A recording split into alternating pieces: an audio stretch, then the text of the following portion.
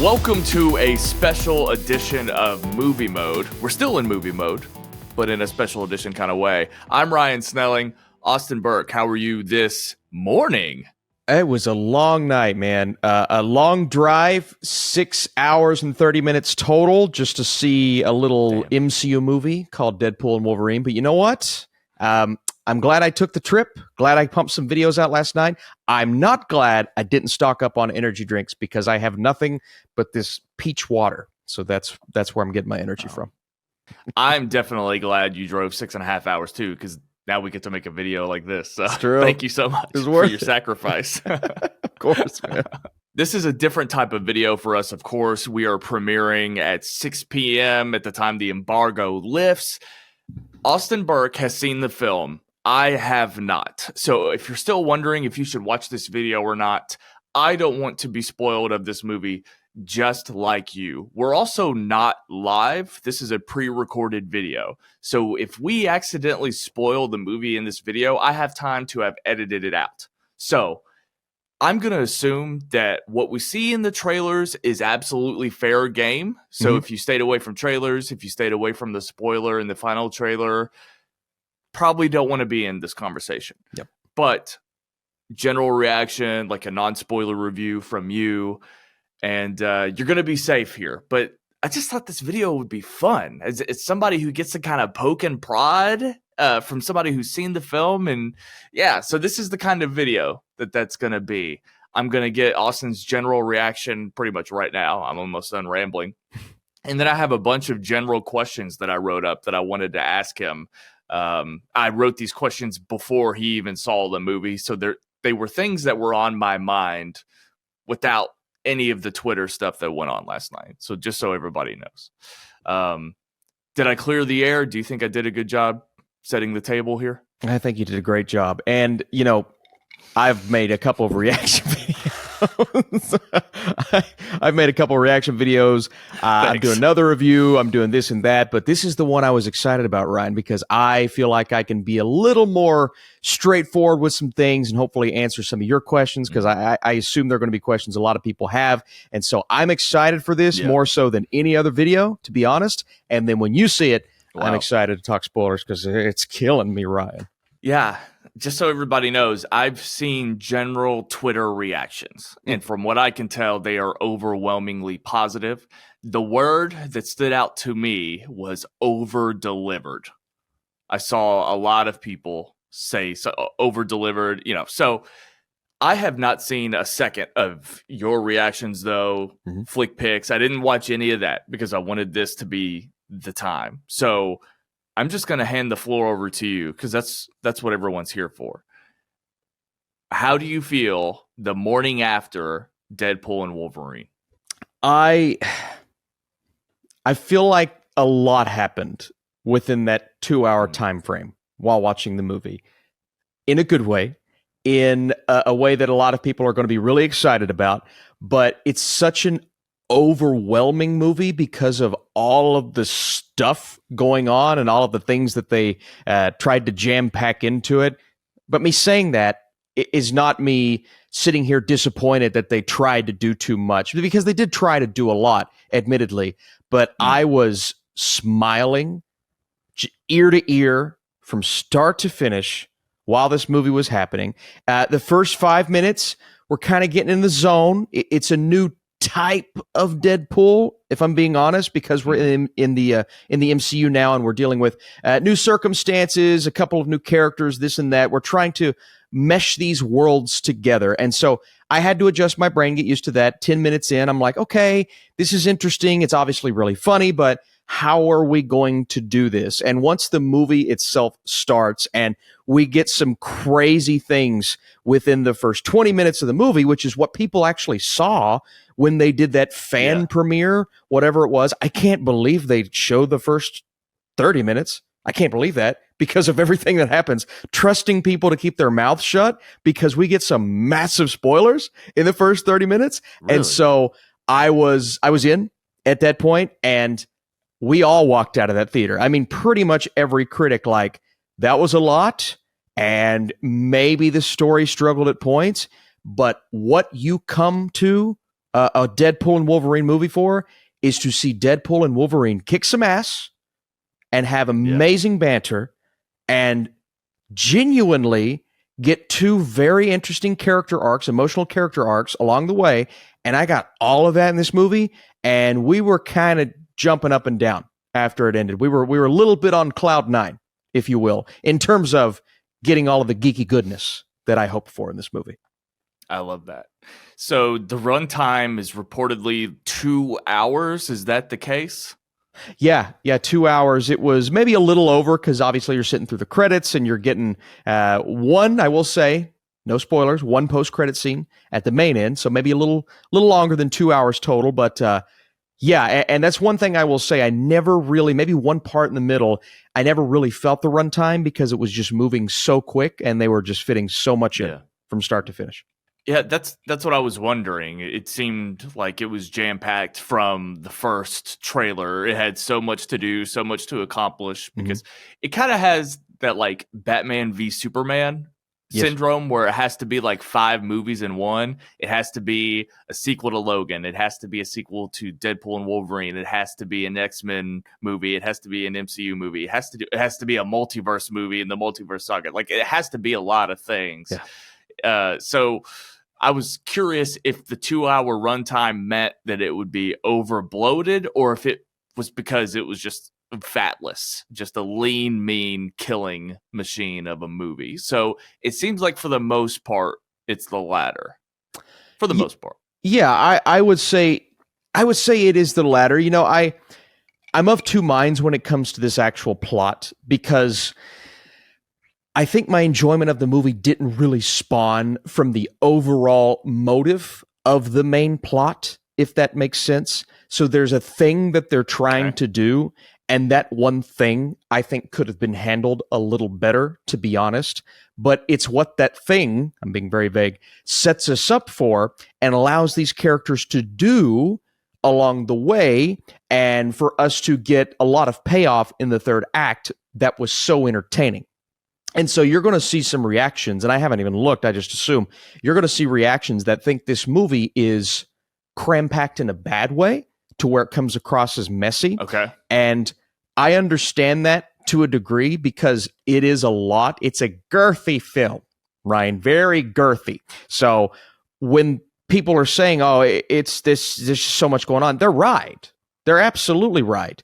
But that didn't bother me as much. Yeah. And I adjusted my brain as I went because, you know, when the movie started, I'm like, I really want this to be an integral plot and something that, you know, I take home this. And you get that to a degree, but at the end of the day, it sets up the camaraderie of Deadpool and Wolverine and gives us those just amazing moments that 10 years ago I never would have imagined we would have gotten on screen between the two characters. And so it does a great job of that, but it's less so the main story happening because there is just kind of a bit of convention to the main story going on, if that makes sense. I don't want to spoil your ranking videos, but I'm not a big fan of Deadpool 2 personally. Okay. Like I just think it's fine. Is this better than Deadpool 2? Yes, it is. Okay. I think Deadpool 2 is it like Deadpool 2 has a emotional crux that may deliver in that way a little bit better. This doesn't quite have that, but this movie surprisingly has some emotions in there, and the motive of both of our main characters spawn from, well, you see in the trailers, kind of the devastating things that have happened to them and are happening to them. So it's not without its emotion. You're going to get these crazy, funny moments. It's and we'll talk about that here in just a second. I think it's much more of a comedy than any of the Deadpool movies so far, to be honest with you. But I think the emotion is there. It's present. Maybe not as strong as Deadpool 2, but the overall experience, in my opinion, I will revisit this way more than I'll revisit Deadpool 2. Gotcha. I have better questions, guys. That was just out of the pocket, just for me. Don't worry. Is this better than X-Men Apocalypse? Okay.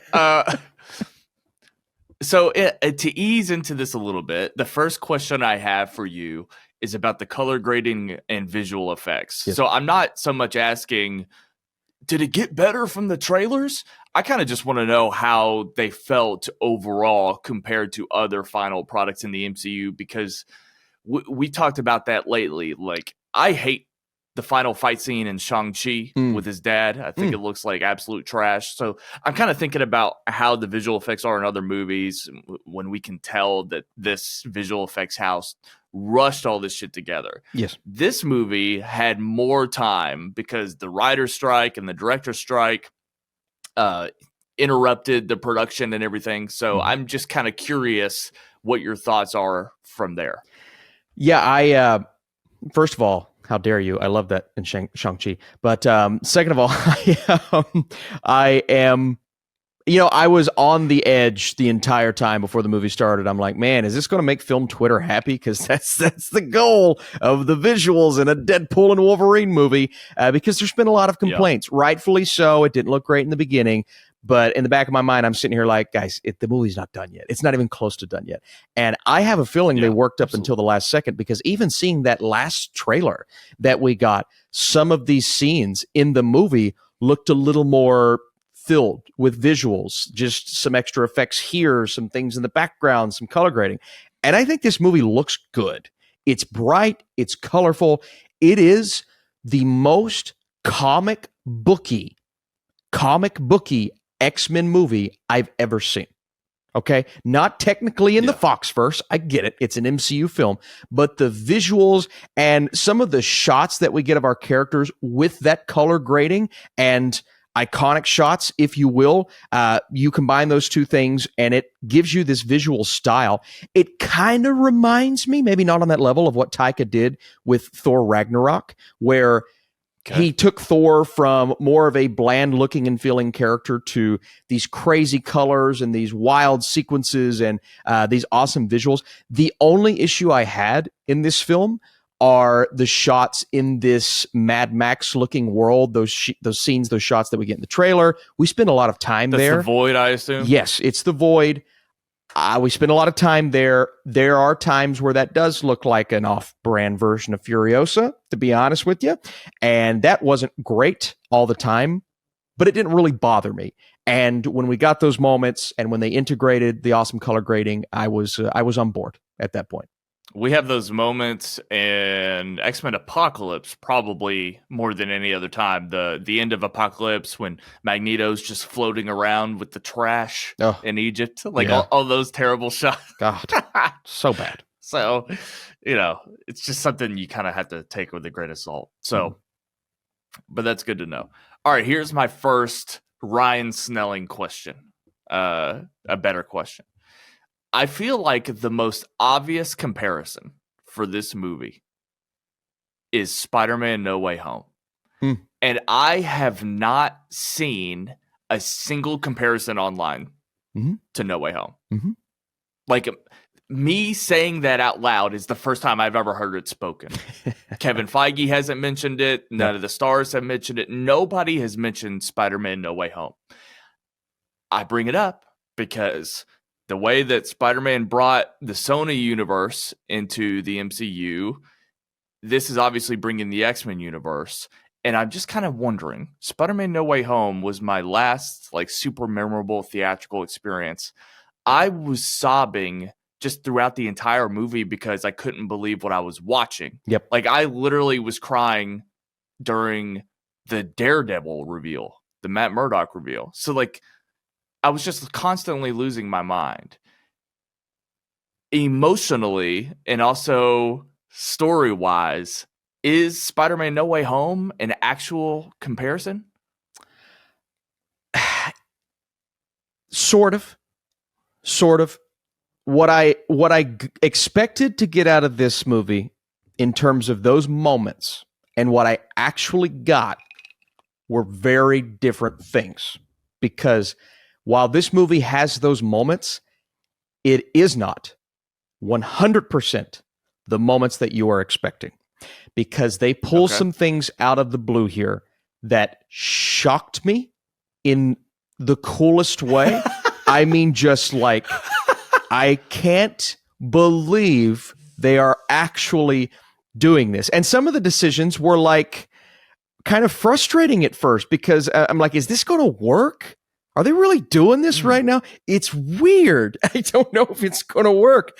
But as they developed the story and how those moments played in, I started to be more on board with the idea of what they were doing. And it's not the No Way Home Andrew and Toby coming in. Yeah, right. It's more of, oh my God. It's more of just shock that they're actually doing this. Okay, I have an example. Don't confirm or deny if my example actually happens, but something like it. Just like, am I on the right track? So, like the Wesley Snipes Blade kind of shit. Like, is that the kind of thing that we're talking about? Like, that's out of the park? Or are we going to see Ryan Reynolds' Green Lantern? Like, what are we talking about? I will say it is very... This isn't going to be an MCU fest. Okay? Not even remotely. Okay. Remotely. So it's like a Fox love letter? It's a Fox fest. It's a Fox fest. Okay. Not an MCU fest to any degree of what everyone is thinking. Now, you get those moments for sure and some things that are really cool, but I know a lot of people are like, oh my God, is this going to be the next Avengers team-up movie? It's not that in that space. It is much more a love letter. And genuinely, when I say love letter, there are some beautiful moments that involve, realizing what Fox was and what it meant to us and kind of growing up with that. And so that was really cool. But again, even in that, I will just end with not what I was expecting at all. And I can't believe they did what they did. It was insane. And some are going to find it very convoluted, but if you are a fan of those films and you have some nostalgia for it, you're going to have a smile on your face the whole time. I have a ton of nostalgia, and that means a lot to me. So I very much remember specifically when I saw X-Men movies. My dad, my stepmom, my sister took me when it's probably the only superhero movie I saw with my older sister. Because we were so young at the time. But seeing the first X-Men, my mom took me to see X2 with a packed theater. X-Men First Class, probably in my top 5 favorite superhero movies of all time. Wow. I think First Class is better than Days of Future Past. I mean, barely. I'm not talking like, but I have a lot of fondness for Fox X-Men. I've always been excited about the MCU taking them in, for sure. It's not like I've been just a total Fox head, but I have a lot of fondness. So, I mean, but I'm not saying anything unique. I mean, everybody loves Hugh Jackman, and Hugh Jackman's been with us longer than any other actor as a superhero. So anyway, so that's the kind of, I'm glad to hear. My follow-up question to that, like if you could put a percentage, what percentage of this movie is Fox X-Men and what percentage is the MCU? If you could just throw it out there. Well, we definitely spend a lot of time talking about the MCU for sure. And we spend some time on those different worlds. But in terms of what this film is consistently referencing and going back to, I would say this is 75% Fox. I love that. Maybe 80. I mean, this is full on. And when I say Fox, I mean broaden your horizons, because it's the entire run that they had in the early 2000s. Just hearkening back to it. And I'm not even saying, every character is going to pop up, because that's absolutely not the case. But again, I use the words a love letter to those movies, which is it's just really cool. Like, if you would have asked me 10 years ago, are we ever going to get something like that? And I'm not going to say whether it's a full send-off or not, but just that's how I felt while watching. Like, I can't believe this is becoming prominent again when I thought that was completely done for. Like, it's just cool, man, as somebody who's a fan of that. But keep in mind, though, it's a Deadpool movie, so it's all handled comedically. And that may be a problem for some. Some may watch this and say, well, I wanted the emotional stakes with the Fox world and the Fox characters.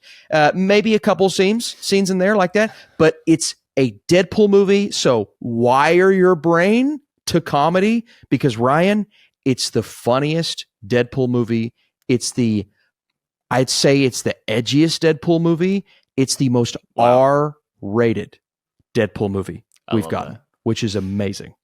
I agree. I think there will be some people that are like, oh, I wish there were more emotional, like they took more emotional care of some of those characters. Yes. But yeah, my brain's already wired like that, as Uh-huh. you said. Like I already put Fox to bed, and so it's kind of just a special treat. It's like a Deadpool commentary. Yes. It's like, what if there was a DVD commentary of the Fox X-Men movies provided by Deadpool? That's kind of what I interpret that as. So, you know, I really just need them to justify Hugh Jackman's existence, which I kind of already know that they will. So I don't really care. I like if I'm just having No Way Home-esque reactions to, you know, seeing people come back, and you know, that's going to be a ton of fun. So we know that there are Fox X-Men characters in this movie. We've seen them in the trailers. Are there other MCU characters in this movie? Yes, to a degree. Okay. But not maybe what I was expecting. Like A level. Like A level. Mm. Not like the chick that is in the TVA. Like we know she's in it. But like are there A level characters? Barely. Okay. It is again, it leans heavily 20th century. Heavily. And so you live in that world, but we never really see what I think some people are going to be hoping for. And you know, if you're in this for the cameos, that may disappoint a lot of people, but if you are in this for the cameos, you're going to get what you're asking for. Trust me. Around every corner, Ryan, every corner, you're going to get that. Are the Fox, like, are the first class represented in some kind of way? We've seen Azazel. Mm-hmm. So we know Azazel's in the Void, but Less again, so. don't confirm or deny what I'm actually saying happens, but like, are we getting like Fassbender talk? Are we getting Sophie Turner talk? Like there's first class set in addition to the original X-Men trilogy. Okay, perfect. Good. Less, but good. Less so. I'll say less so. Yeah. Do I need to have seen Loki season 2 to understand this movie? No, I think they do a good job of, and again, that's the part of the plot it was happening. It's a big deal. It's, I mean, what the entire movie is hinging on, but that's the part of the plot that's kind of like, all right, here's why they're together. Now let's spend some time together. Mm-hmm. You know what I mean? Here's why they're on their mission. Now let's just see what they say to each other. It's that kind of movie. And so the plot, it's a big deal. It's happening. And it's easy to understand because they do a good job of explaining it. So you really don't have to see Loki season 2, to be honest with you. They will give you just enough context. You just have to know who the TVA is, really. But again, it mattered less to me. It was more about the jokes. It was more about the references. It was more about Deadpool looking at the camera and saying, are we really doing this right now? That doesn't happen. But it was basically that. It's like, I can't believe we're combining these worlds, and that's really cool. And so if you love Deadpool for what Deadpool is, that's going to be the satisfaction in this film for sure. Sorry, I keep going back to what you said as far as this being a love letter to Fox X-Men, and that is so smart. like obviously Kevin Feige has been with Marvel movies since then. And, you know, there was the story that came out a few weeks ago that he took Hugh Jackman to a steak dinner just for flying out to do a screen test or an audition. I guess he hadn't gotten the part yet. But the fact that Kevin Feige and Ryan Reynolds produced this movie, the fact that they kept it tied to their roots is so smart. Yeah. Like, oh my goodness. And that's, again, that gives me so much, because I feel like that's something that they haven't really spoken about, like, because they're trying to dance around everything, and I understand it, but I don't know if I heard like Fox love letter as a term until last night. And that's beautiful. I mean, it kind of just seemed like up until this point it was a joke that this 20th Century Fox logo was in the void. It's like, that could have just been it. And then we just, you know, fight the Hulk and then have them fight in Avengers Age of Ultron in the forest, if that's even actually what that is. Like, it could have just been a road trip movie through the MCU. That would have felt like Endgame again, Yes. but with Deadpool, which Yes. I would have taken. But also I would have been like, could we not have done anything else? So it feels like to me, this is actually a multiverse exercise. And it is what it always should have been, a Fox love letter. I think that's actually super important to the fandom. But the fact that they knew that that's what we wanted, Mm-hmm. you know, and not to bring up Star Wars, but it's just nice. Yeah. That we have these producers, these actors, these shepherds taking care of this stuff for us. And this is exactly the kind of thing when we have like a post Deadpool and Wolverine Marvel, because I'm assuming we're going to do a movie mode Marvel ranking. We'll do our own individually, but also we got to come together and do a movie mode. But when we have like the state of the Marvel, it's just going to be like, they know what's up. They fumble the ball for sure, but they know how to get back on track. And it just seems like, confirm or deny, that this is a good, we're headed in the right direction here. And it's almost like, can you feel that Marvel has listened to the fans when you watch this movie? 1000%. They are fully aware, and Deadpool is a meta character, right? So he is fully aware that the MCU is at a low point. They are fully aware of that. And that is explicitly given to us as an audience, like, all right, we got to make this thing better. What are we going to do? How are we going to do this? Which is amazing to me. And I think there's a line. There's a balance of, you can be satirical, you can be self-aware, but you can also use that to cover up a bad movie. And that's what I was afraid of. I'm like, it's just gonna, he's just, because it got off to a little bit of an up and down start for me, the movie. And so I'm like, I hope he just doesn't try to sweep a bad movie under the rug and say, oh, look at us, we're making a crazy, here's an exposition scene, audience. I don't want it to be just that. It's a little bit of that, but they were listening to the fans because they did give payoff after payoff after payoff after payoff, and things that we didn't. Here's the thing about this movie, right? Things that you don't know you need payoff for, and you don't know you need closure for, you get that. Yeah. And so, and I'll be honest with you, Ryan, I don't even know if you've went in the direction of those, because me in a million years never would have guessed the directions that they go. They do some things here and give you some payoff here that I never would have expected in a million years. And so now that I've seen it, I'm like, I didn't know I wanted to see that, but I got it. And it was crazy that they actually did it. And so that, again, in general, the broad Fox Horizons, that was the coolest part of the movie for me.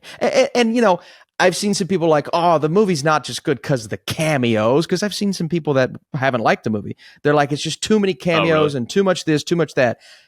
But I'm thinking, like, that's what the fans want to see right now. If you present it with this character who has been this in the comics his entire life, if you present it in that way, then isn't that a good thing? And so this movie's not going to change the landscape of comic book movies. It's a intricate and in-depth plot that we've never seen before.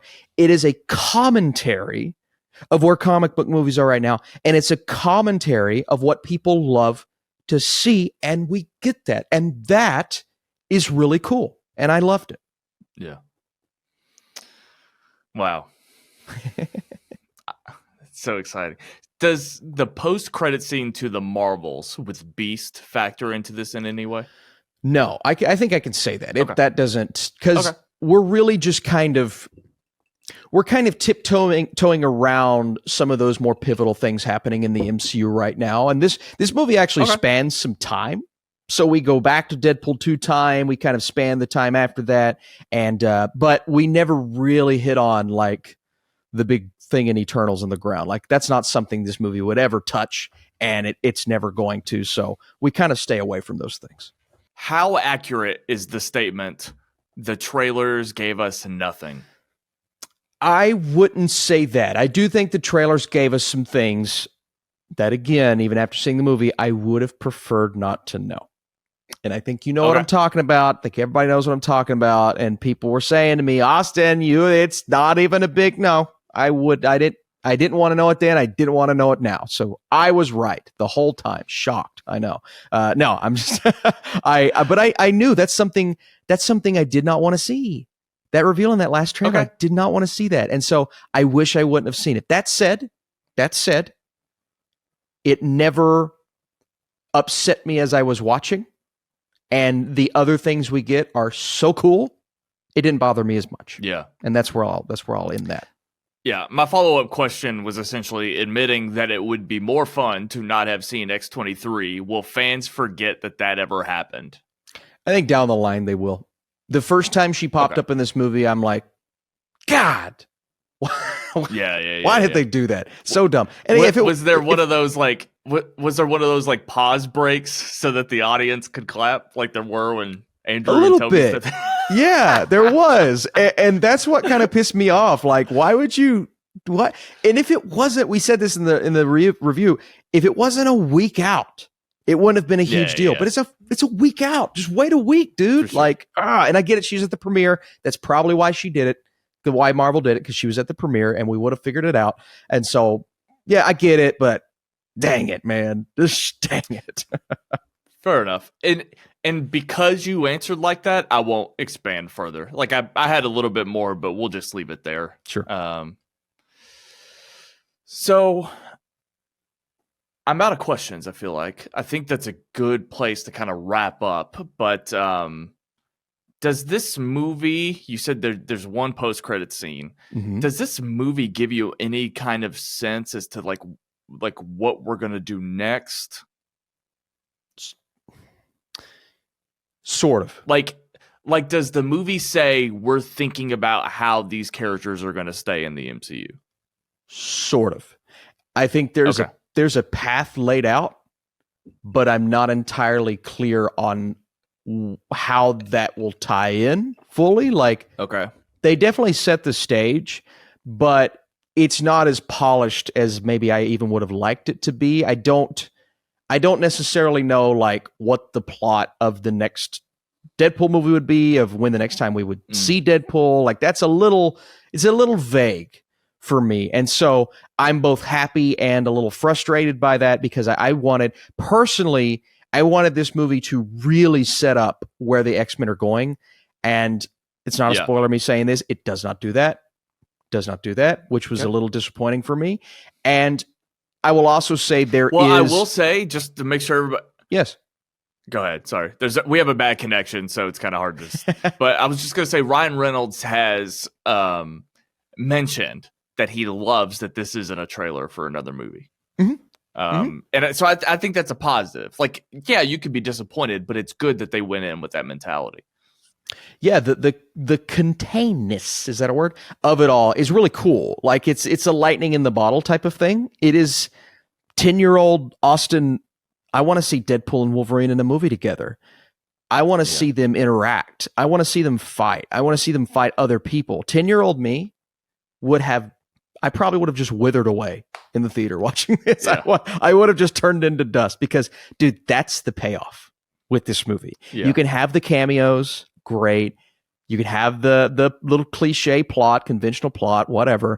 The payoff is seeing these two characters banter, interact, go back and forth, and have multiple action scenes together. They're not just like, we're going to tease this all the way through the movie. No. It happens all the way through the movie. And so that to me is like, holy cow, we get it, and then we get it again, and then we get it again. And it's just like, if you're in this for the Deadpool Wolverine buddy cop formula, that's it.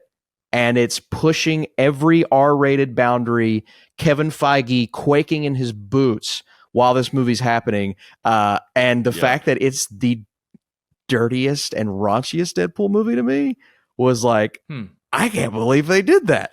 I'm in shock that this is an MCU movie. I'm in shock. Well, I don't think it's going to matter, because it's going to make $1 billion. Yeah, so. It will. For sure. It'll make $1 billion. Do you forget that Hugh Jackman said he was done? Like all of the Logan stuff, is it easy to forget just because of how they? Okay, good. I assumed, like, I wasn't one of the people. I love Logan. I think it's probably the best comic book movie ever made. I would have been fine if that was the end. But their announcement, I personally didn't have any issue with it. In fact, I was 100% on board. So, but it's good to know if there were people that were skeptical. It's good to know that hopefully it might turn them around. So I will say this: the opening of the movie, and really some things in the beginning. There will be some people that are very nervous about how they're handling the legacy of Logan.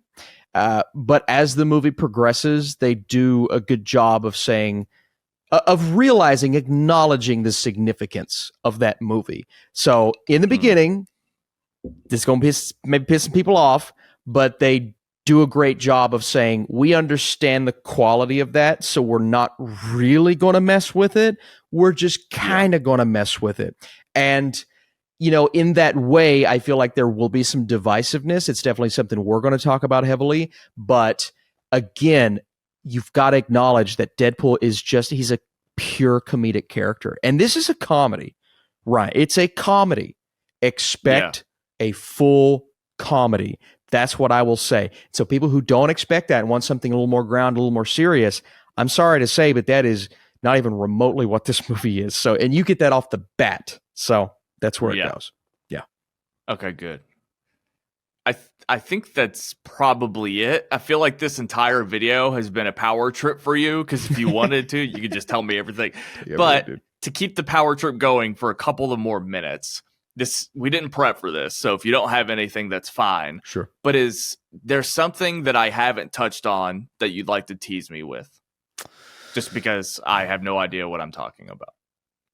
I mean, you've hit on a lot, but you haven't hit on a lot, if that makes sense. There are plenty of elements. I will say the Void is one of the visually, I think you could make some bland Mad Max comparisons. So we're not going to hit on that. We'll save that for spoiler talk, because I do have some complaints. But okay, the idea of the Void is probably the coolest thing that we've ever seen in one of these movies. Just the idea of it, just where it could go, what you can do with it, and how this could even factor in future movies. Like what it does for this movie and creates some of these moments that we see is just amazing.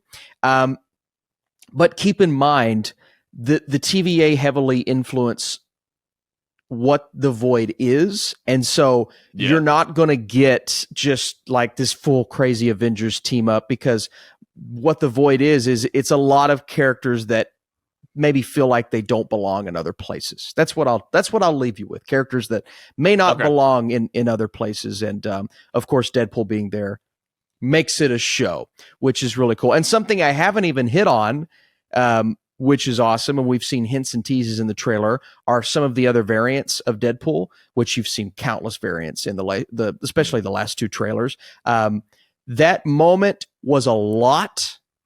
When we get the full moment of that, it was a lot, and it was ridiculous. But I won't lie, it made for some of the funniest bits in the entire movie. So again, this is a hilarious Marvel movie, man, and prep yourself for that. Prep yourself to laugh. Prep yourself to feel the ridiculousness of and some of the stupidity of this, which is just spectacular. Oh, and I will say, Ryan, John Flickinger liked the movie. Wow. Yeah. I know, man. Well, honestly, you could have just said that 39 minutes ago, and then we could have ended the video. Like, that would have told me everything I needed to know, honestly. So yeah. Last fun question, yes or no? Are there other actors that play Wolverine and Deadpool in this movie? And X-23 does not count. And Lady Deadpool doesn't count. Just yes or no, and then we'll leave.